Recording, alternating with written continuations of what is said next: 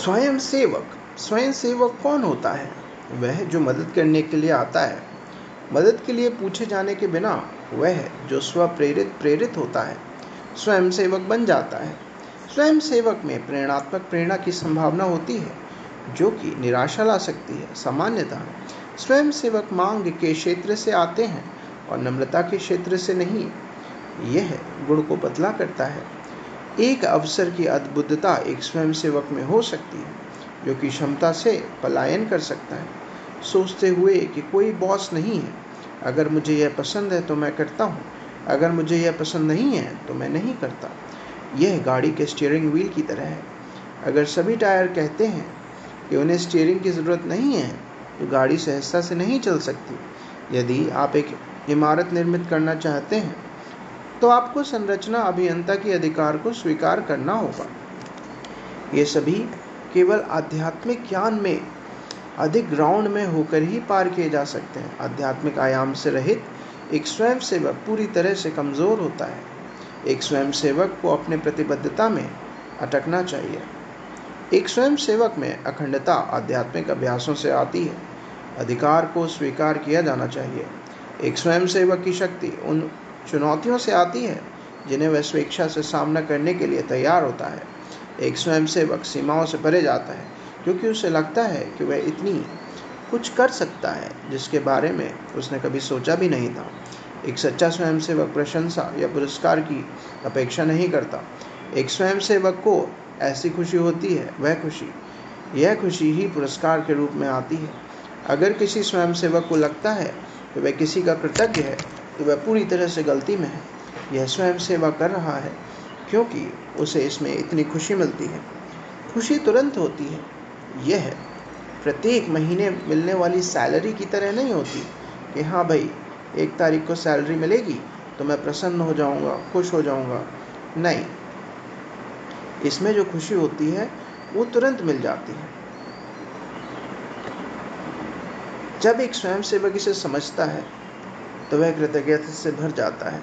जब एक स्वयंसेवक अंदर से दोबारा उलझता है तो सहायता प्रणाली, ज्ञान और अच्छे दोस्त होते हैं।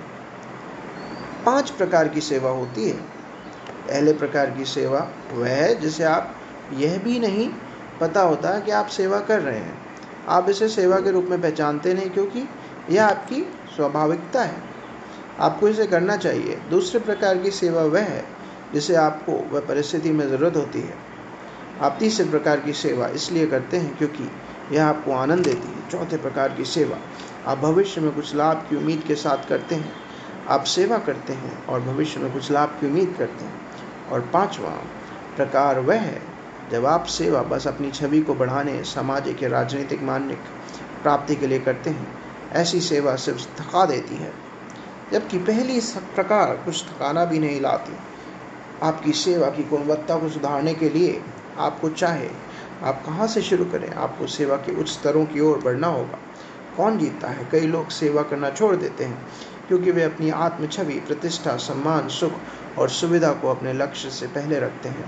इसी तरह समूह में लोग सेवा से पीछा हटाते हैं जब उन्हें कोई पद नहीं मिलता, जब उन्हें अपमानित किया जाता है, जब उन्हें यह महसूस होता है कि उन्हें इससे ज़्यादा कुछ नहीं मिल रहा है, और जब वे अपने लक्ष्य को एक संघर्ष के रूप में नहीं बल्कि एक चुनौती के रूप में समझते हैं। और इसी कारण दुनिया में कुछ ही लोग अपने लक्ष्य तक पहुंचने में सफल होते हैं।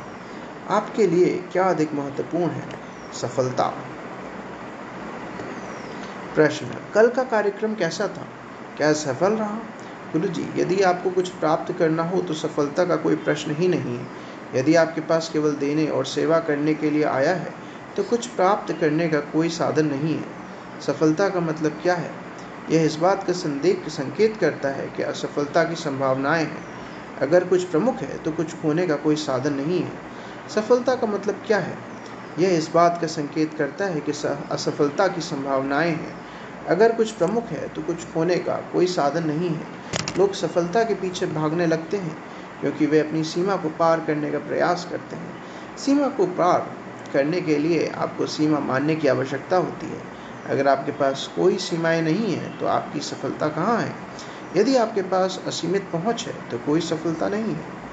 आप नहीं कहते कि आपने सफलतापूर्वक एक गिलास पानी पिया है, क्योंकि यह आपकी क्षमताओं के अंदर है। लेकिन जब आप अपनी प्राकृतिक सीमाओं से परे कुछ करते हैं तो आप सफलता का दावा करते हैं। जब आप अपनी असीमितता को समझते हैं तो कोई क्रिया भी एक उपलब्धि नहीं होती। जो भी अपने आप को सफल मानता है वह केवल अपनी सीमाओं को प्रकट करता है।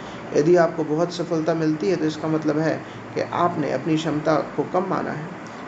आपने आपके सभी लाभ केवल आपकी तुलना में छोटे हो सकते हैं। किसी भी लाभ में गर्व करना अपने आप को अपने नीचे दिखाना है।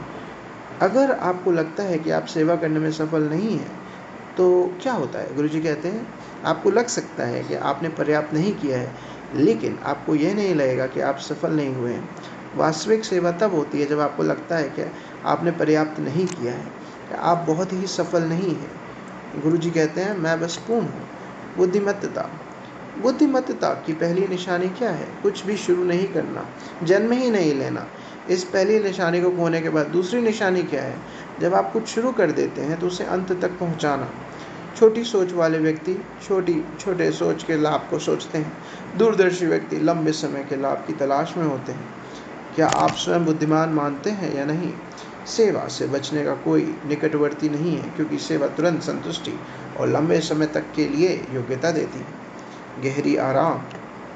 जब आपको कुछ करना हो तो आप नहीं कर सकते, तो आप आराम नहीं कर सकते। और जब आपको ऐसा लगता है कि आपको वह व्यक्ति बनना है जो आप नहीं हैं, तो आप आराम नहीं कर सकते। आपको वह करने के लिए आवश्यक नहीं है जो आप कर नहीं सकते। आपसे किसी भी चीज़ की उम्मीद नहीं की जाती जो आप नहीं कर सकते। सेवा करने में केवल यही शामिल है कि आप वह कर सकते हैं जो आप कर सकते हैं, और किसी को चाहिए भी नहीं कि आप वह बने जो आप नहीं हैं। यह तत्व आपको गहरा आराम दिलाता है। अगर आपके पास अभिलाषा या आलस्य है तो आप आराम नहीं कर सकते। दोनों ही अच्छे आराम के विपरीत है। एक आलसी व्यक्ति रात में उलझ जाएगा और आराम रहित होगा, और एक अभिलाषी व्यक्ति अंदर से जलेगा। यह आराम आपको आपकी प्रतिभाओं और क्षमताओं को उजागर करता है और आपको अपने स्वभाव के करीब ले जाता है। और प्रार्थना, प्रेम और ध्यान सभी गहरे आराम के रस हैं। जीवन का उद्देश्य क्या है? हमारी पहली और सर्वोपरि प्रतिबद्धता दुनिया में सेवा करने की है। विचार, मैं इस दुनिया में सेवा करने के लिए हूँ। मैं को विकसित करता है, और जब मैं विकसित होता है तो चिंताओं को विकसित किया जाता है। सेवा कोई ऐसी चीज़ नहीं कि आप सुविधा के लिए, आनंद के लिए करते हो। जीवन का अंतिम उद्देश्य सेवा करना है। अगर आपके जीवन में डर है तो यह कमिटमेंट की कमी के कारण है। यदि आपके जीवन में भ्रम है तो यह कमिटमेंट की कमी के कारण है। एक अकमिटेड मन दुखी होता है, अनकमिटेड मन दुखी होता है। एक कमिटेड मन कोई कठिनाई अनुभव कर सकता है, लेकिन उसका मेहनत का फल मिलता है। जब आप अपने जीवन का एकमात्र उद्देश्य सेवा बनाते हैं तो डर मिटता है, आपके मन में ध्यान आता है, आपके कार्रवाई में पूरा ध्यान आता है, दीर्घकालिक आनंद और शायद ही संकट मिलता है। जय गुरुदेव।